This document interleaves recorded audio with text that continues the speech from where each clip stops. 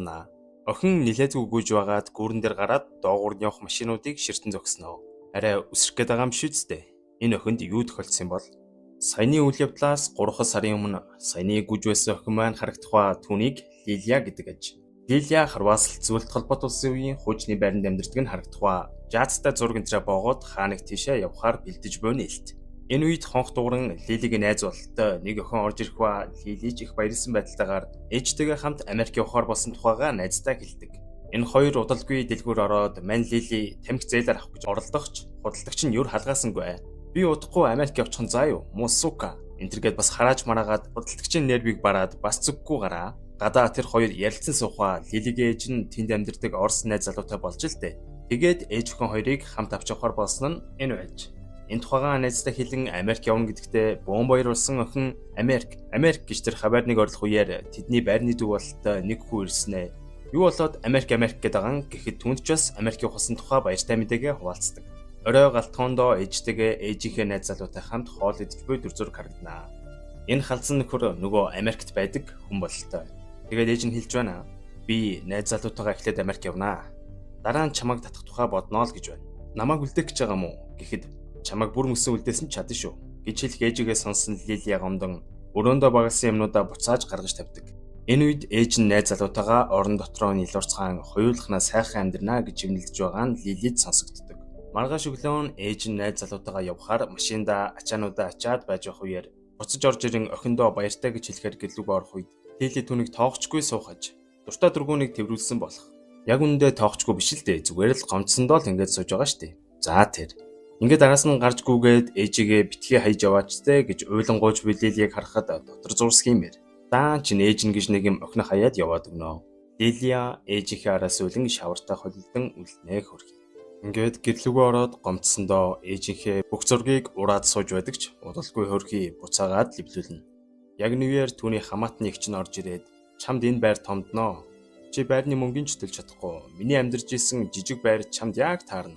Гэт хөрхи Лилияг маань хуучин байр руугаа хөөж орхидог. Ганцаараа үлдсэн охин яаж зогоох юм бол доо.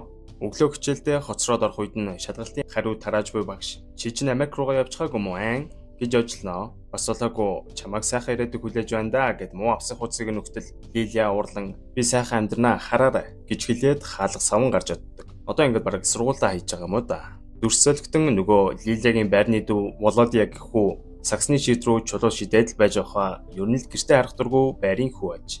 Бодод бас ар гэртэл асуудалтай байх л та. Лилиягийн гэрлүү явж хэдэн банд нарыг хараад тэр даган хамт Лилиягийн дорноо. Нэгнийндээ цугласан өсвөр ихэн дарбаад ханайдны имэнт руугаад мансурцгаана. За тэгээд нэг нэгээрээ үнсэлцээд эхэлнэ. Мань Володя Лилияг үнсэх санаатай бас жоох юм байж. Ингээд сайн дарвцгаасны дараа Лилия сэтгэлээ уудлан уйлаад сууж байтал нөгөө хамаатны гэдэс их чинь гаднаас орж ирснэ бацкануудыг бүгдийг хөгөөд гаргацдаг. Нөгөө Володя чинь гэрлүүгөө орсон боловч аавда хөөгдөөд л гарч байгаа. Ингээд дүрсэлгдэн хөөрхий хүү нэг гүрэн дээр очихсан юу их гэж байна нөхөр. Удалгүй түүн санаа зовсон Лилия маань араас нэрж Володя хүүтэй нэлээд ярилцаж тайвшруулж байгаад гүрнээс эсэмэнд буулгадаг. Лилия энэ гүрийг нь олгоод ирж яах гэж бодохоор өмнө нь ч гэсэн энэ Володя хүү энэ гүрлөө хэд иржсэн л баг. Ингээд гэрээсээ хөөгцөн Володяг Лилия гэртээ хонуулахар болдог. Тэр хоёр буудан дээр сун шинжин ойр зургийн сониочин за тэгэл хүндгцэн амьдралынхаа талаар ярилцах ба Володя Лилия гэрээгүй бол гарцаагүй амиа хорлох байсан гэдгээ хэлдэг.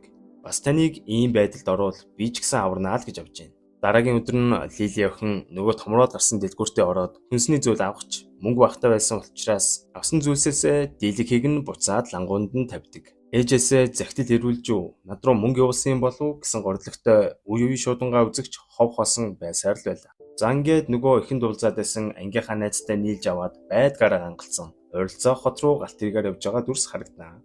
Энэ найз нь Лилияд хялбар аргаар мөнгө бол харга зааж хэмгэн. Ингээд мань хоёр клуб ороод бүжиглэж гарнаа. Гэтэл ирчүүд найзыг нэргүүлээд авах мөртлөө Лилияг тоож байгаа ч хүн алга. Залуучууд тоохгүй байсан болохоор ганцаараа баарны текэн дээр тамхи татан найзыгаа хүлээн сум. Дүрсэлгдэн хоёр охин маань галтэргний буудлын руу алхаж байгаа дүрс гарах ба Лилийн найзаасаа ямархуу байсан. Гайгүй мөнгө олж чадуу гэх мэтчлэн асуугаад байгааг бодоход энэ найз нь биеийн үнэлдэг болж таарлаа. Ингээд Лилия гэртээ нам унтаж байтал хаалгыг нь хэн нэгэн тогсож гэнэ. Очоод нийтэл өчигдөр хамт баар орсон найз нь аавтайгаа зогсож ирсэн нөө. Энэ чиний өчигдрийн мөнгөө буцаагаад авав. Гэд яваад өгтө зэрэгцэн аав нь Лилия руу миний охиныг уруудцсан охин энэ байх нэ гэсэн байдалтай муухай харж агаад яваад өгдөг. Тэгэхээр энэ найз нь аавда баригдангуудаа манай гимгүү Лилияг биеийн үнэлэгч гэж аавда бухсан болж таарлаа. Лилия сургууль дээр очин найзтайгаа уулзах үеэр өнөөх нь нөгөө эртдийн бүлэг банд нартай сууж байна. Тэр хэдийн Лилия руу харж байгаа арцыг нь хардаа. Энэ найз нь л өөрийнхөө болохыг Лилия тохон хаасаагүй ярьж аваа болтой.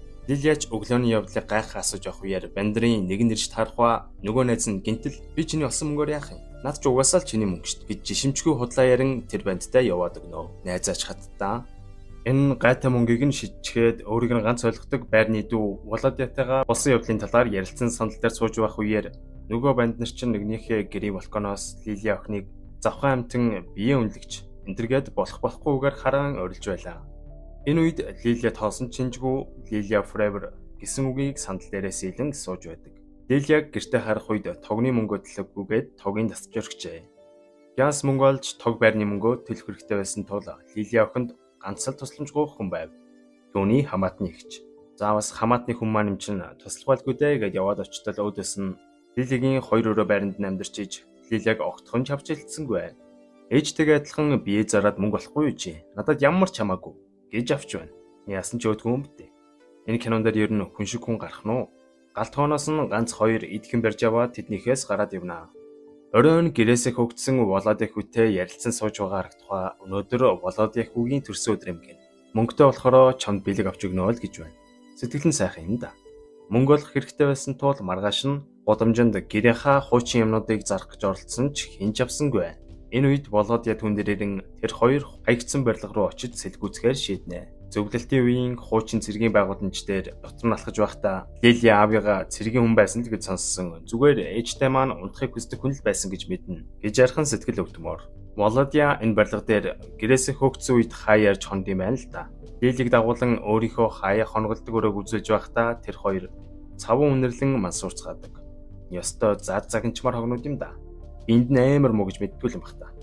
Ингээд мансуурсан хоёр багийн барилгын дээвэр дээр балаарж буцаад нөгөө өрөөлөгөө орж хэвдэцгэх үед мань Володя өгсний дараа хүн бүхэн сахиусан тэнгэр болдгоо гэж боддог тухайга ярьдаг.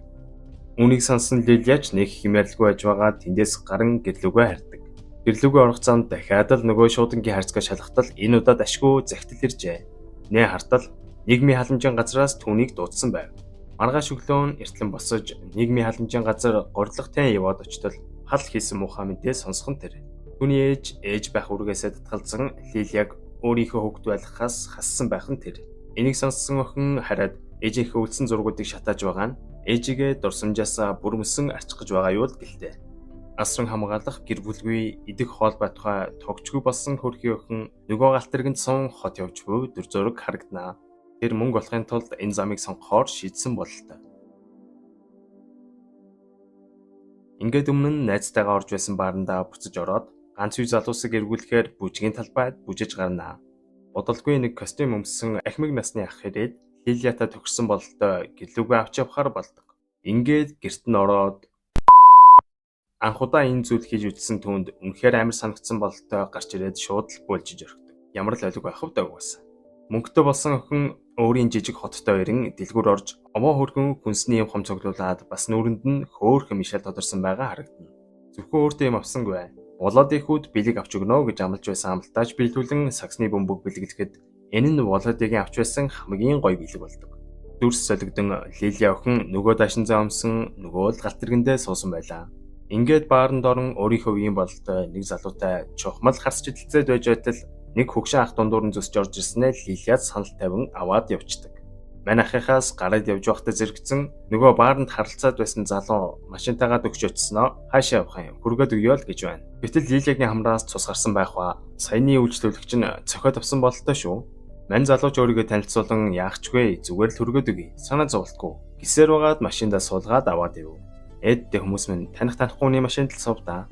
Лилия түүнээс чи ч гэсэн надтай унтмаар байна уу гэж залхсан байдалтай асуухад үгүй чамайг зүгээр л аюулгүй оруулаад өгье л гэж утсан гэж авч байна. За тэгээд яг оруулчгийн даваан дээр хоёулаа дараа уулзч болох уу гэж. Нөгөө зүгээр хөргөж өгнө мөн гэж яасан бэ?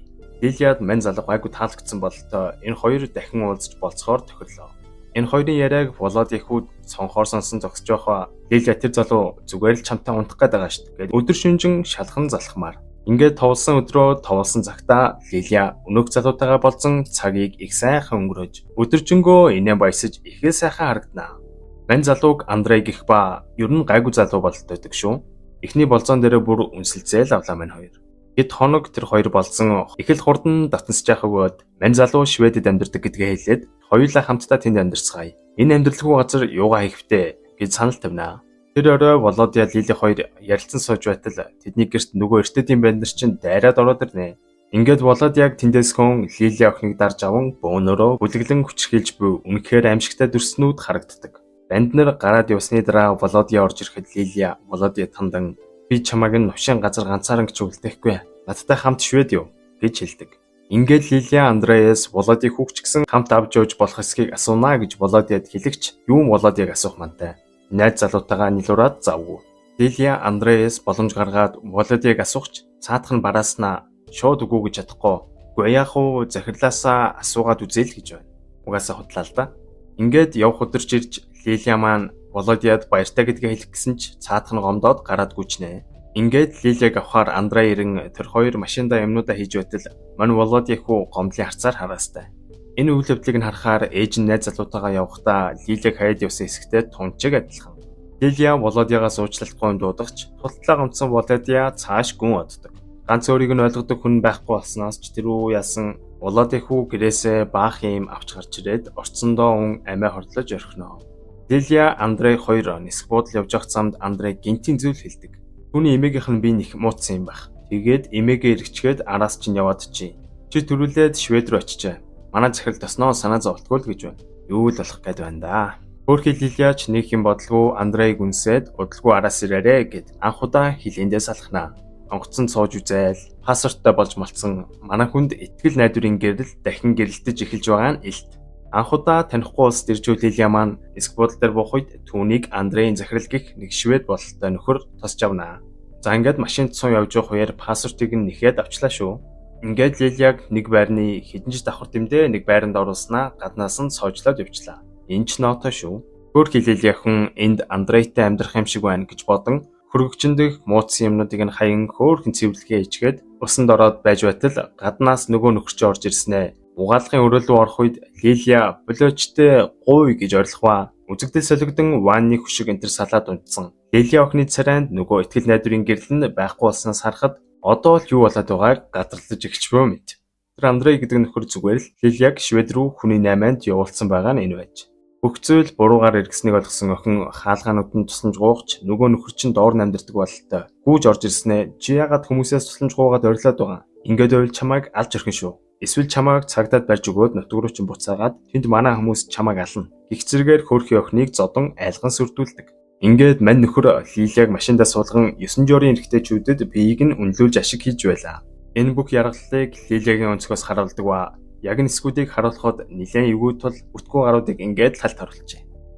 Нэг байршлаас нөгөө рүү зөгдөн ирчүүдийн зугаа гаргаж өгөх Лилия охин. Нүдэндээ нулимс цэлэгнүүлэн Андрейг ирнэ гэж стил найдлага тавьсаар байх ба Андрей гэж хүн ирэхгүй хүүхэд мань гэдгийг мань захирлын амнаас сонсч байж л үннийг хүлэнсчөрдөг. Андрей. No, Андрей. Андрей is coming. Өдөржин хүүхэд тамлчаад тэр авч өгж байгаа хоолыг нь хардаа.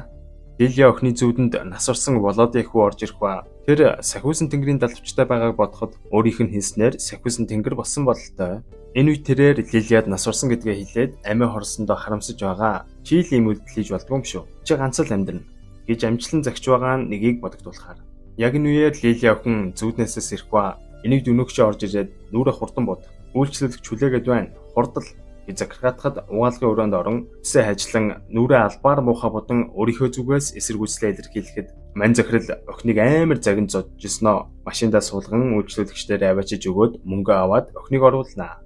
Энэ удаагийн хүн Лилияг өөрийнх нь охин шиг байхыг шаардсан загинж эхэлдэг. Хүн алчгүй те энэ мэдэл мотчоо. За ингээд ажиллаад дуусгасан Лилияг байр руугаа буцаан зөөж явах үеэр Лилия амжид зүхтах гэж оролдох ч тэр дорол баригдан дахиад цусаа гартал зодуулнаа. Ингээд Лилияг авчран оруулах ба удалгүй сахиусан тэнгэр басан Володя дахиад гарч ирэх ба Лилия энэ удаад ч гэсэн зүвдэлж байгаа бололтой. Саяны мөн хаалхад хүчгээ мартаад гарч гаж. Одоо л таны боломж. Зогт Лилия гэж шивнэлээ. Энэ үгийг сонсоод сэрсэн Лилия хаалгаа шалгахад нэрэл төгжөөгүй. Ингээд боломжийг ашиглан гяз шатаар уруудан байрнаас гарan гүйхва бичлэгийн ихэнд гарсан хэсэг одоо л харагдаж байна. Түүнийг гадаа сууж идэл уулан цагдаагийн машин эргэж нөгөө захирлын хэлсэн шиг цагдаа нарт баригчвал нутаг буцаачин гэж айсан Лилия тэднээс зүхтан гүйж эхэлнэ. Хаашаа гүйж байгаагаа мэдэхгүй ч гүйсээр нэг гүрэн дээр ирэх ба доогуур нь машинууд хурдлан давхицгаана.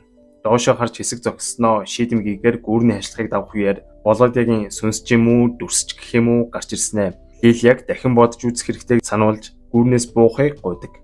Гэвч нэгэн шийдсэн Лилия гүүрнээс өсөж орхино.